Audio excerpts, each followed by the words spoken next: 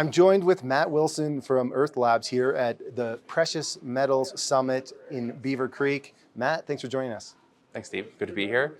So I've been asking lots of people this question, and I'm curious what your take on it is. When you're having conversations with people at this conference, obviously most of your conversations are about precious metals. What's the sentiment like? You know, truthfully, most of my conversations are not about precious metals. It's more, you know, I've seen as many copper stories and as many copper stories as I've seen precious metals stories. The sentiment is generally pretty much the same across the board, right? There's just kind of a starving lack of capital. There are a lot of corporate interest for good projects. There's a lot of companies been around, especially that COVID rush that happened, right? So people have done the work, they've done a good job, they've spent their money, they've built up their resource, they've put out their resource, they've been crushed because they put out their resource, and now we're kind of sitting here, and so it's kind of a weird, who said it best? It was the gallows humor. I was with someone earlier that just defined it as gallows humor. And it's similar in PDAC, I think, where everyone's like trying to be positive. It's a little tough when, you know, everything is just, you want to be positive because you're like, well, gold is $2,500. And, you know, these stories are good and people are doing good work, and then the stocks just don't really go up. And it's just, it's a hard environment for everyone, for sure. We look at that movement in the price of gold, and it hasn't really come from retail investors, right? Like ETF flows, I think, have generally been negative as we've seen gold go up to $2,500. I mean, I know that there was a bit of a run there back during the COVID days, but this recent run has largely been driven by central bank buying. And what I like to sort of think about is when I put on, say, CNBC, they're happy to talk about Bitcoin all day. But gold, it still doesn't really catch a lot of love. But I think that's the whole thing, right? The whole point is like, what is this?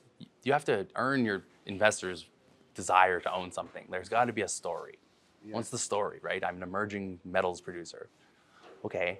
Yeah. I want to be a globally dominant, whatever your story is, right? I think that sometimes our industry gets stuck in, you know, old age, right? Where we deal with rocks and everything's in old age, right? You're dealing with things that move very, very slowly. And I think that Bitcoin is fast and people love it. They can trade it 24/7, and it's a younger audience, right? So I understand that there's differences and similarities, and I'm not here to talk about what one I think, but like I do think that the industry is sometimes lacking story, right? So it's great, you know, you guys do a great job of getting stories out. You know, we try really hard at EarthLabs to get stories out and bring like excitement, the treasure hunting aspect, right? Like, what are you doing?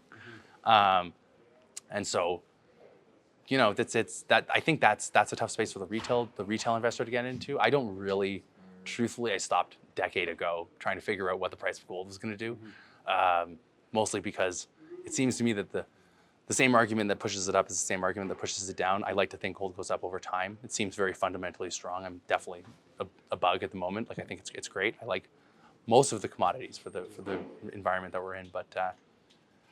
Yeah, I think that's the big difference. Like, people have fun in crypto, like it's fun. Yeah. People don't have fun in gold. So let's talk about that equity space then. But from my view and just the conversations I'm having and the sentiment I'm getting, whether that's on camera or off camera, I feel like right now, if you are anywhere leaning towards that grassroots type story, now I know that we've seen stories like Ramp Metals where that hit a wildcat hole with huge gold results.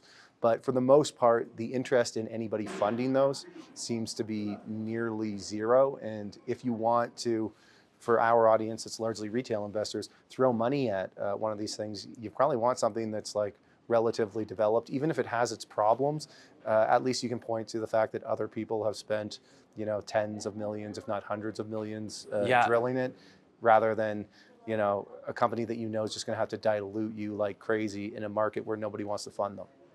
Yeah, it's such a hard balance. You know, I tend to be the opposite. I tend to go into the things that have the biggest possible reward, because for me, everything is risk reward, right? In investing in mining. And you know, I run Sterling, right? I run an exploration company. I like to focus on things that have big ideas. Same thing when we invest, big ideas. Like, what's a big idea that we can kind of go? Because then if it works, it should pay off a lot. Ramp is an interesting one. It's a great example because Ramp is trading at the issue price.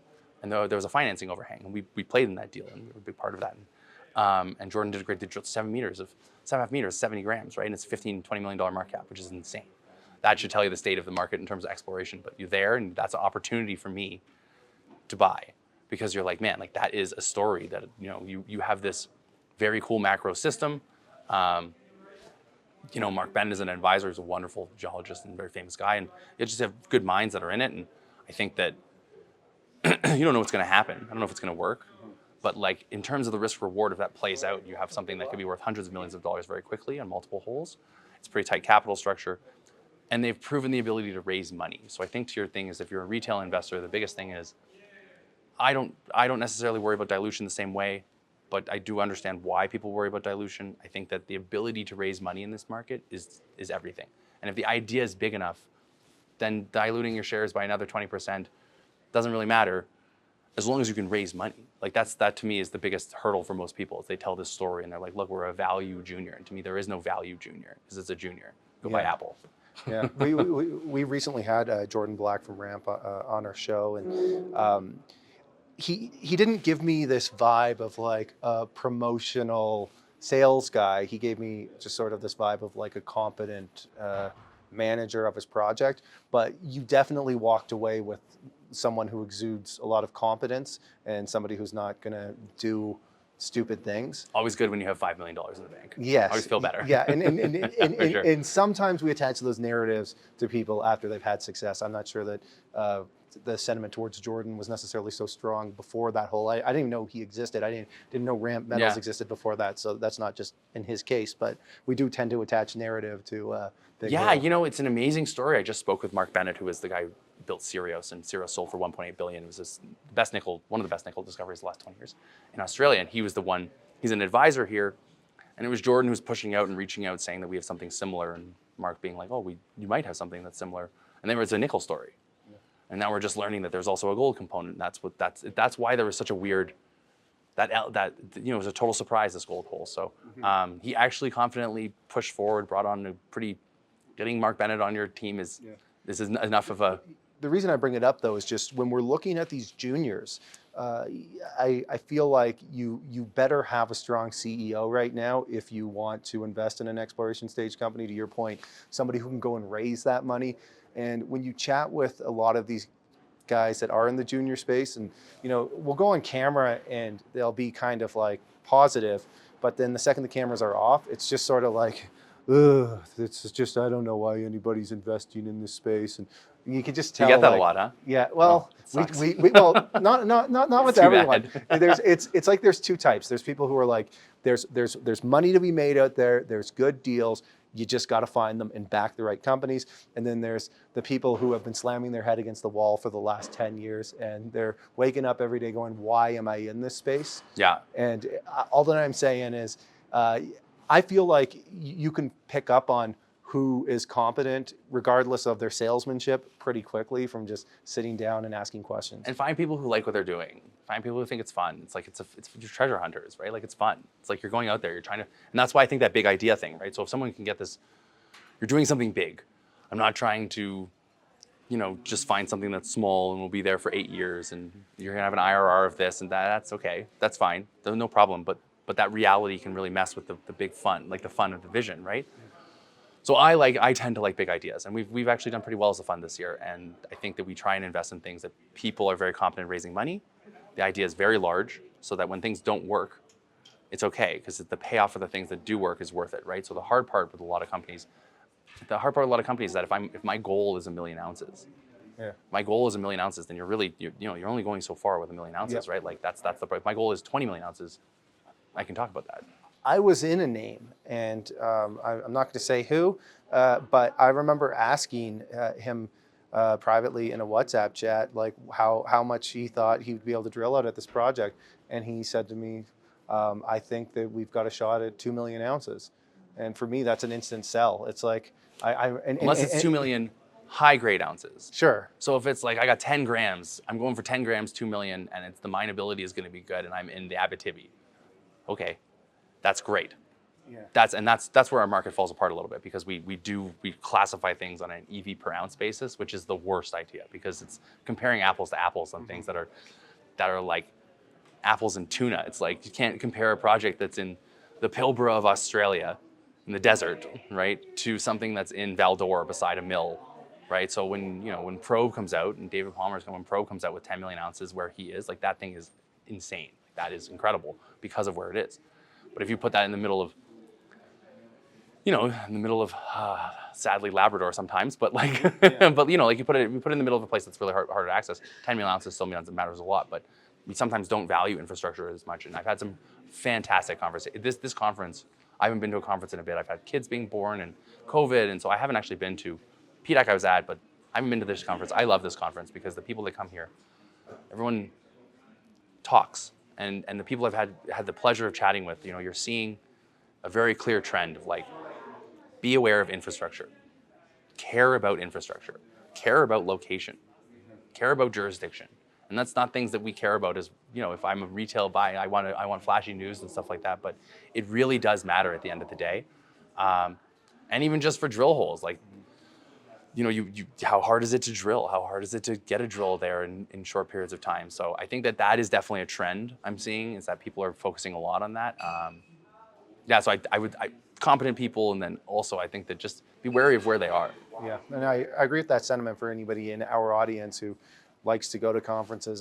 This is my favorite one because there's a lot of good quality companies here. It's great. And there's not, when you're at PDAC or VRIC, for example, and I don't mean to speak badly of those conferences, but there is a lot more just kind of local service providers walking around trying to find a way to sell stuff, and the companies pick up on that, and then they're less likely to have the real people at the booth. And well, as much of a pain as it is to get here sometimes, which it is a pain. Yeah.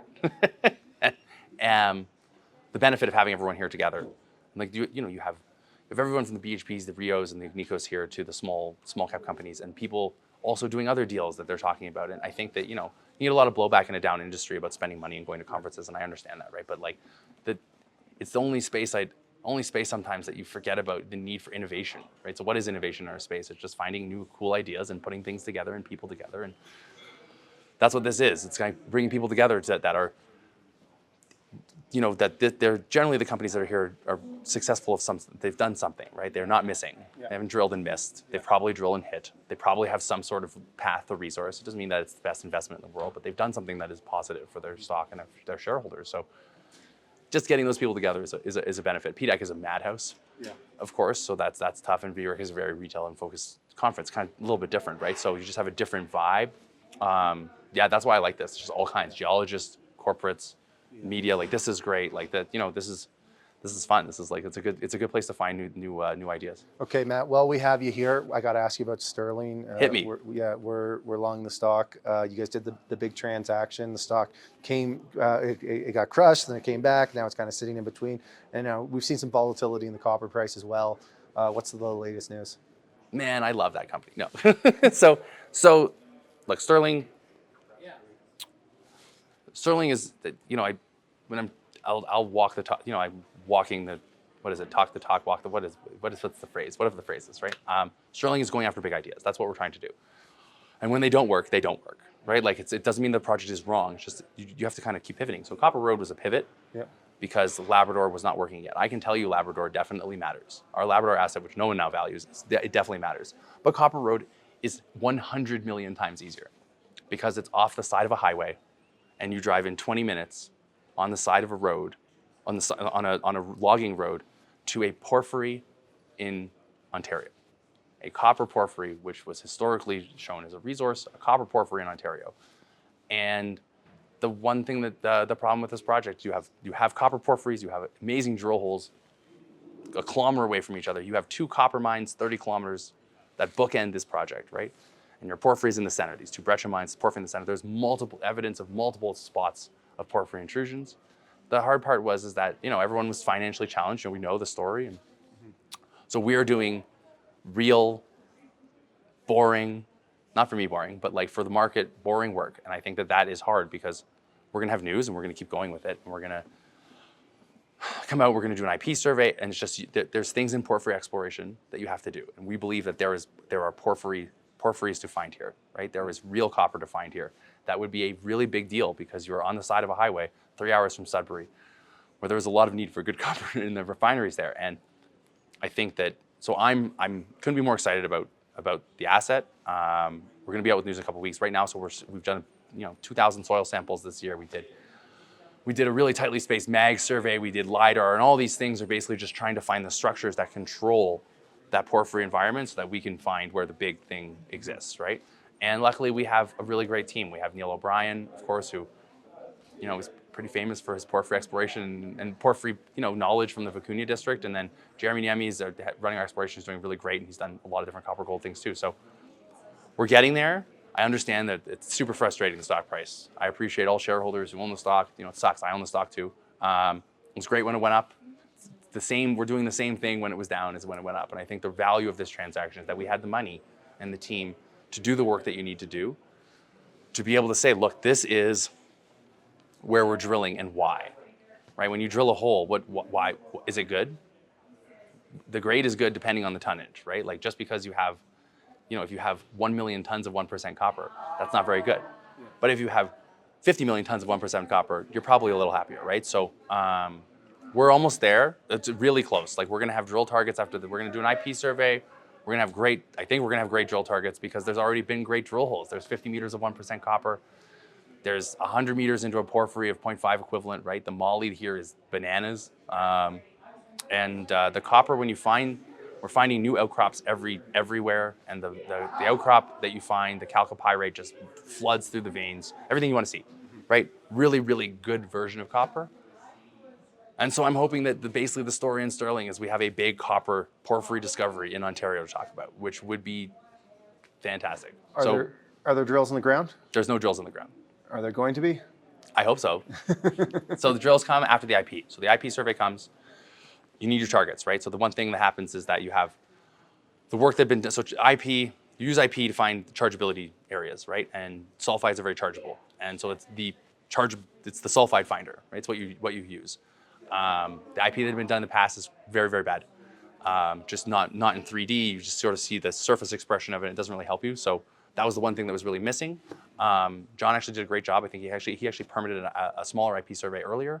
But we expanded it. We have a big grid that we're going to put in. You do the work. You're going to come out with these. We always laugh that IP always gives you something you want to see, like a big blob in the ground that you're like, there it is. In this case, though, because we have mag, we have ZTEM, we have soils, we have drilling, you're going to have IP that's going to tell the story of here is the tonnage. And if it's there, which of course it might not be, but if it's there, we're going to find it. And so I think that to me, you're talking about something that can be funded. You're talking about something you don't have to worry about being funded. That is fundable. When you're talking about a porphyry story in Ontario, 3 hours from Sudbury, off the side of the highway, there's nothing you would want. There's nothing that would be easier, right? So when you're talking about these things that are 4,500 meters up in the Andes, like that's amazing, right? Filo is the most incredible deposit ever, but it's gonna $20 billion in 20 years from now, right? So this is something you could do quickly. It's a really exciting project from that reason, and I think that you're dealing with 30-kilometer copper system. The rocks that you care about is probably 15, so it's not your big system. Your big companies will care. I don't worry about financing this whatsoever, but I made a very strong commitment when we went into this transaction. I told everyone, said we're going to do the work you need to do. That probably should have been done a long time ago, prior to drilling a hole, because you could always go drill a hole here. I could drill targets I have right now, of course, but you don't have the context. You don't understand what you're going after. So that's where the guys like Neil are great, because they're like, no, settle down. Here's what you do. This is what a big company does. That's why they go through this, and then big companies usually stop after 2 holes. The junior companies go a little bit riskier. So we'll have drill targets this fall at some point. We'll get news out on our IP survey kind of kickstarting at some point. But yeah, I'm pumped. I think that we're finding everything you would want to find on surface. It's a little bit more complicated that you hope that something just sticks out of the ground. You're like, oh, there's a giant thing, but it doesn't really work like that. But it's exciting right now, and the IP is that final piece before you drill a hole, and so that's what we're doing. So it's almost there. The story is almost there, right? You need this last piece before you can do it. And all the work that we did created the grid. And it's not this, the historical part is, you have this porphyry, and then 900 meters away, you have this 50 meters of 1%, right? So you have this 900 meter zone. Our IP grid is, so that's 900 meters. Our IP grid is 5 kilometers by 4 kilometers.